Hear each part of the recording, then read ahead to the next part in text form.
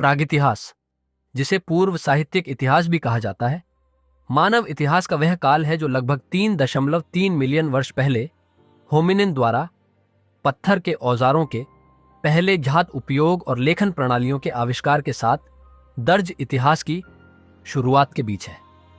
प्रतीकों, चिन्हों और छवियों का उपयोग मनुष्यों के बीच बहुत पहले से दिखाई देता है, लेकिन सबसे पुरानी जात लेखन प्रणाली लगभग 5200 साल पहले दिखाई दी थी। लेखन प्रणालियों को व्यापक रूप से अपनाए जाने में हजारों साल लग गए। 19वीं शताब्दी तक लेखन लगभग सभी संस्कृतियों में फैल गया था। इसीलिए प्रागितिहास का अंत अलग अलग स्थानों पर अलग अलग समय पर हुआ और इस शब्द का प्रयोग उन समाजों की चर्चा में कम ही किया जाता है जहां प्रागितिहास अपेक्षाकृत हाल ही में समाप्त हुआ है। सींग पर जानवरों की उत्कीर्ण छवियां प्रारंभिक कांस्य युग में मेसोपोटामिया में सुमेर, सिंधु घाटी सभ्यता और प्राचीन मिस्र पहली सभ्यताएं थीं।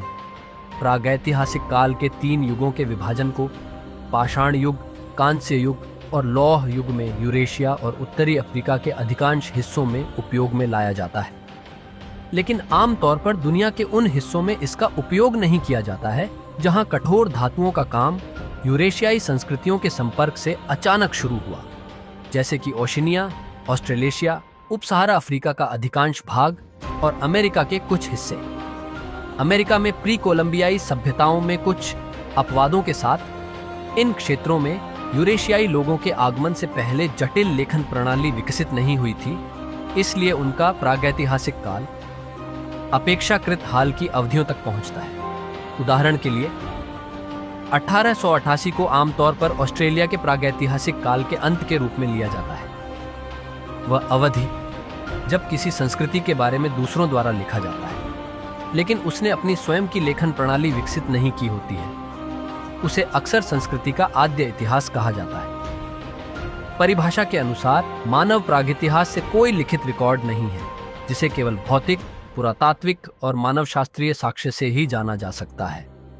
प्रागैतिहासिक सामग्री और मानव अवशेष, इन्हें सबसे पहले लोक कथाओं के संग्रह और आधुनिक समय में देखे गए पूर्व साक्षर समाजों के साथ सादृश्य द्वारा समझा गया था।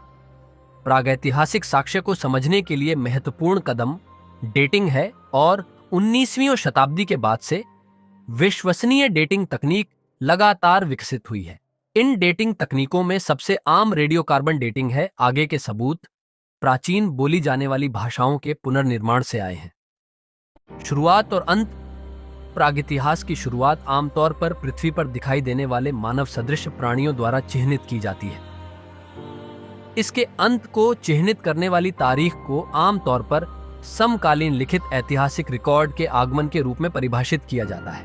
परिणामस्वरूप दोनों तिथियां क्षेत्र दर क्षेत्र व्यापक रूप से भिन्न होती हैं। उदाहरण के लिए यूरोपीय क्षेत्रों में प्रागितिहास लगभग 1,30,00,000 वर्ष पहले शुरू नहीं हो सकता है, जो कि मानव उपस्थिति के पहले संकेत पाए गए हैं। हालांकि अफ्रीका और एशिया में क्रमशः 2.5 और 2.1.8 मिलियन वर्ष पहले की साइटें मौजूद हैं। उस तारीख के आधार पर जब प्रासंगिक रिकॉर्ड एक उपयोगी अकादमिक संसाधन बन जाते हैं, इसकी समाप्ति तिथि भी भिन्न होती है। उदाहरण के लिए मिस्र में यह आमतौर पर स्वीकार किया जाता है कि प्रागितिहास लगभग 3100 ईसा पूर्व समाप्त हो गया था। यूरोप में प्राचीन ग्रीस और प्राचीन रोम की अपेक्षाकृत अच्छी तरह से प्रलेखित शास्त्रीय संस्कृतियों में पड़ोसी संस्कृतियां थीं, जिनमें सेल्ट्स और एट्रस्केंस शामिल थे, जिनके बारे में बहुत कम लेखन हुआ है।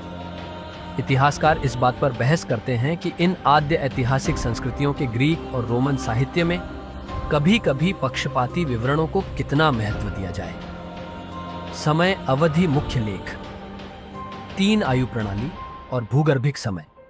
पैमाना यूरेशिया में मानव प्रागितिहास को विभाजित करने में इतिहासकार आमतौर पर 3 आयु प्रणाली का उपयोग करते हैं, जबकि पूर्व मानव समय अवधि के विद्वान आमतौर पर भूगर्भिक समय पैमाने के भीतर अच्छी तरह से परिभाषित भूगर्भिक रिकॉर्ड और इसके अंतरराष्ट्रीय स्तर पर परिभाषित स्तर आधार का उपयोग करते हैं। 3 आयु प्रणाली मानव प्रागितिहास को 3 लगातार समय अवधियों में विभाजित करती है। अमेरिका के प्रागितिहास के लिए प्री कोलंबियन युग देखा। शब्द का इतिहास।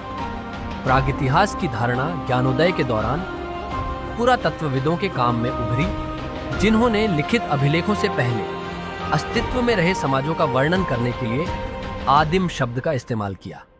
प्रागैतिहास शब्द पहली बार अंग्रेजी में 1736 में फॉरेन क्वार्टरली रिव्यू में दिखाई दिया। पूर्व मानव समय अवधि के लिए भूगर्भिक समय पैमाने और मानव प्रागैतिहास के लिए 3 आयु प्रणाली 19वीं शताब्दी के दौरान ब्रिटिश, फ्रांसीसी, जर्मन और स्कैंडिनेवियाई मानव विज्ञानी, पुरातत्वविदों और पुरातत्वविदों के काम में व्यवस्थित की गई थी। शोध के साधन। प्रागैतिहास की जानकारी का मुख्य स्रोत पुरातत्व नृविज्ञान की एक शाखा है, लेकिन कुछ विद्वान प्राकृतिक और सामाजिक विज्ञानों के साक्ष्य का अधिक उपयोग करने लगे हैं।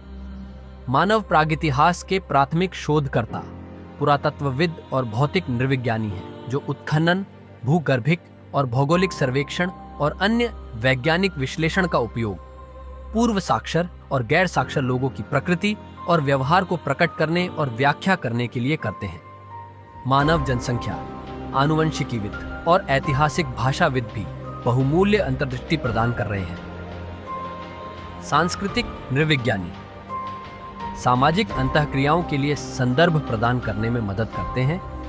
इस वीडियो के बारे में अपनी राय भी आप हमें कमेंट बॉक्स में जरूर बताएं। साथ ही अगर आपको यह वीडियो अच्छा लगा हो तो लाइक और शेयर जरूर करें। इसी तरह के अन्य वीडियो के लिए जुड़े रहें आपके अपने चैनल रियल स्टोरी 1111 के साथ। Thanks to watching this video.